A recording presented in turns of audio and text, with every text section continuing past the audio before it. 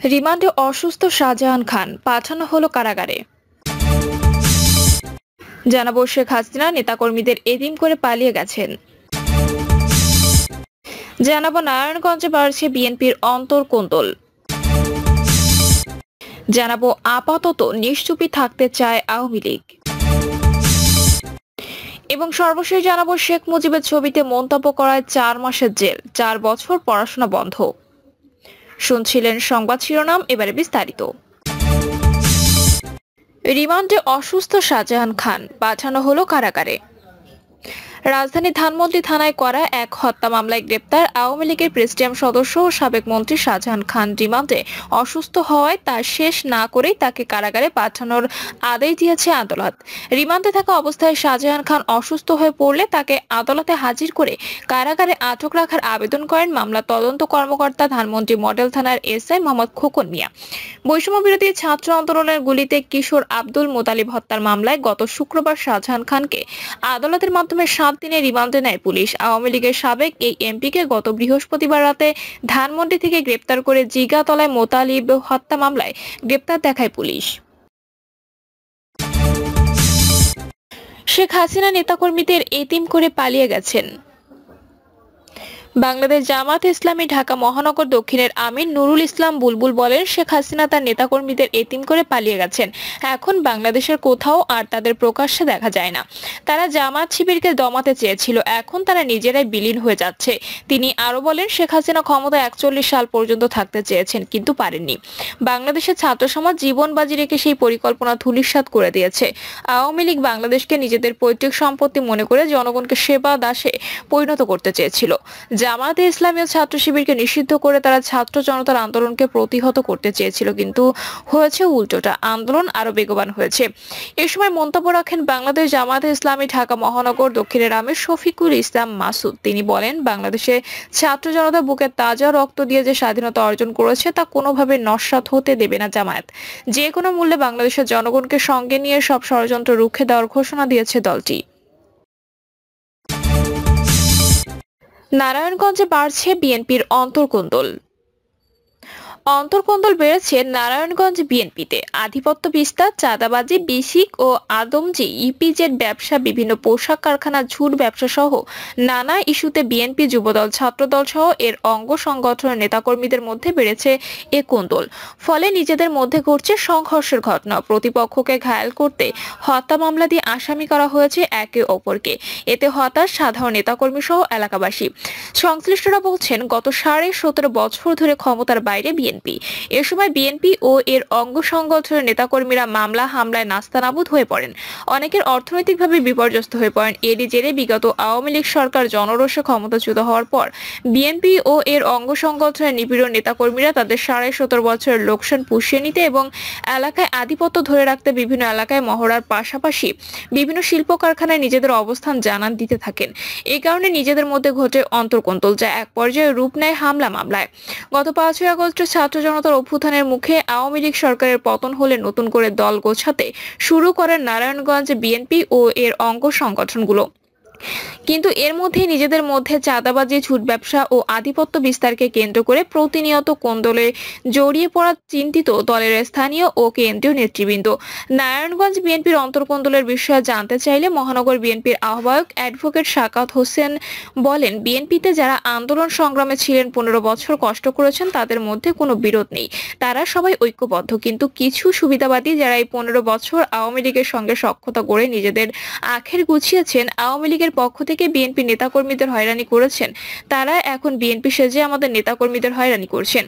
এই জন্য কিছু কিছু জায়গায় ঝামেলা হচ্ছে। এটা সাময়িক ব্যাপার, আশা করি পরিস্থিতি দ্রুতই স্বাভাবিক হবে। আপাতত নিশ্চুপি থাকতে চায় আওয়ামী লীগ। ছাত্র জনতার গণ অভ্যুত্থানে শেখ হাসিনা সরকার ক্ষমতাচ্যুত হওয়ার পর একের পর এক মামলা হচ্ছে। সেসব মামলার আসামি হচ্ছেন পদত্যাগী প্রধানমন্ত্রী সহ প্রভাবশালী মন্ত্রী, এমপিরা। অনেককে আবার নেওয়া হচ্ছে রিমান্ডে। আবার অনেক নেতাকর্মীর বাড়ি কিংবা ব্যবসা প্রতিষ্ঠানে হামলা চালানো হচ্ছে। এই অবস্থায় আপাতত কোনো কর্মসূচিতে যাবে না ক্ষমতাচ্যুত দল আওয়ামী লীগ। আর একটু সময় নিয়ে কর্মসূচি দেবে 16 বছর ধরে ক্ষমতায় থাকা দলটি। আওয়ামী লীগের একাধিক সূত্র জানায়, কোটা সংস্কার ও বৈষম্য বিরোধী ছাত্র আন্দোলনকে কেন্দ্র করে সহিংসতায় হতাহতের ঘটনায় সময় দেশের বিভিন্ন স্থানে আওয়ামী লীগের সাবেক এমপি ও নেতাদের বিরুদ্ধে মামলা হচ্ছে, হামলা হচ্ছে বাড়ি ও ব্যবসা প্রতিষ্ঠানে। বর্তমান পরিস্থিতিতে সদ্য ক্ষমতাচ্যুত দলের নেতাকর্মীরা আতঙ্কে রয়েছেন। কখন যে কার নামে মামলা হামলা হয় সেটি নিয়ে দুশ্চিন্তায় নেতাকর্মীরা।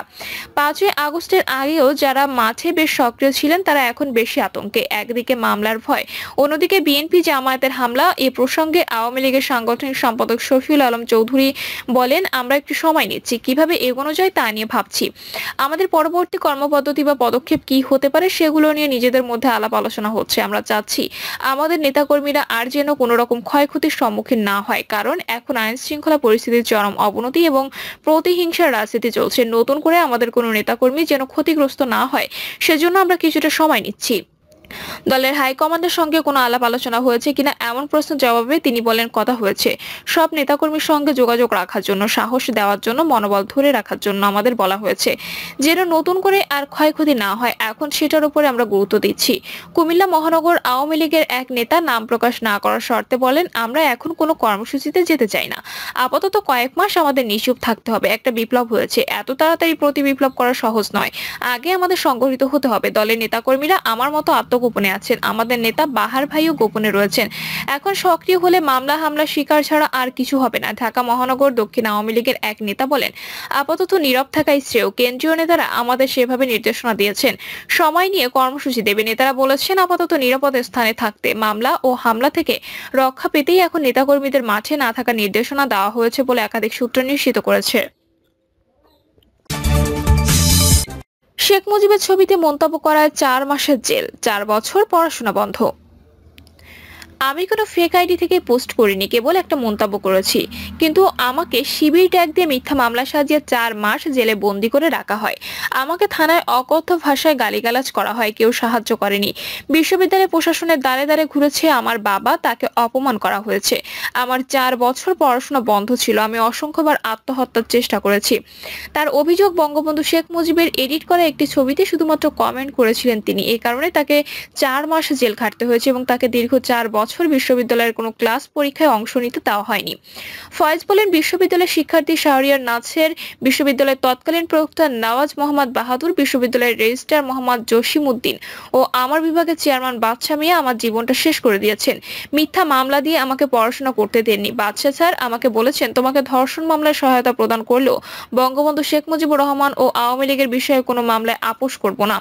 আমার জীবনটা শেষ করার পেছনে দায়ী ফ্যাসিবাদের দোসর বাদশা মিয়া। আমি সেই মামলায় খালাস পেয়েছি। তিনি আমার বিরুদ্ধে অবস্থান নিয়েছেন, আমাকে পড়তে দেওয়া হবে না। আমার বিরুদ্ধে ভুয়া তদন্ত কমিটির মাধ্যমে দোষী সাব্যস্ত করে বহিষ্কারাদেশ বহাল রেখেছেন, অথচ আমি কতবার তার হাত পা ধরেছি, বলেছি আমাকে পড়াশোনার সুযোগ দেওয়ার জন্য, কিন্তু তিনি আমাকে সেই সুযোগ দেননি। তিনি আরো বলেন, কোনো প্রকার মামলা ছাড়াই আমাকে গ্রেপ্তার করা হয়েছে।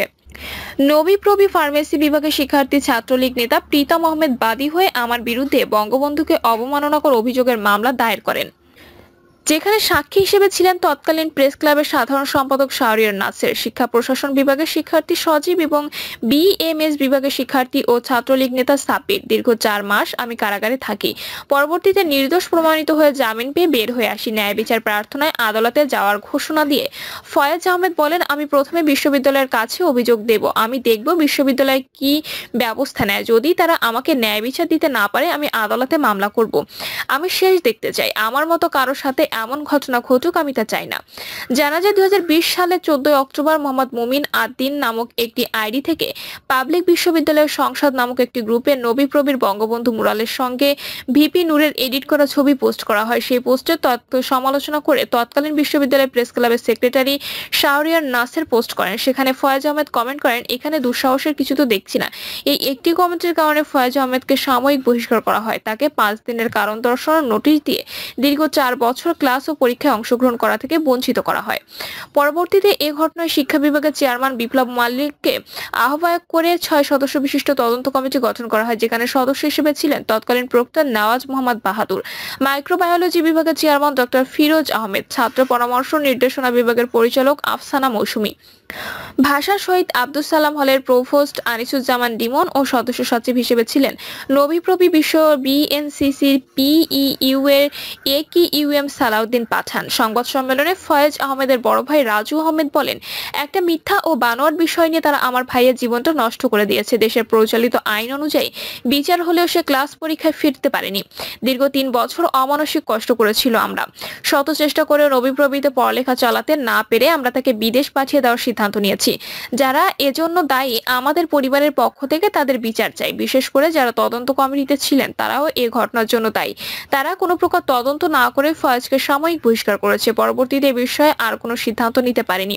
তারা আওয়ামী দোসরকে পক্ষ হয়ে কাজ করেছে। অভিযোগের বিষয়ে আইন বিভাগের চেয়ারম্যান বাদশা মিয়া বলেন, আমার বিরুদ্ধে আনা অভিযোগ মিথ্যা। প্রথমত বহিষ্কার করা এবং ছাত্রত্ব ফিরিয়ে দেওয়ার বিষয়টি বিশ্ববিদ্যালয় শৃঙ্খলা বোর্ড ও একাডেমিক কাউন্সিলের হাতে। সেখানে চেয়ারম্যান হিসেবে আমি ওর ছাত্রত্ব ফিরিয়ে দেওয়ার দাবি তুলেছি। প্রিয় দর্শক, এই ছিল এখনকার সর্বশেষ সংবাদ। আপডেট সব সংবাদ পেতে চ্যানেলটি সাবস্ক্রাইব করে বেল আইকনটি ক্লিক করে রাখুন।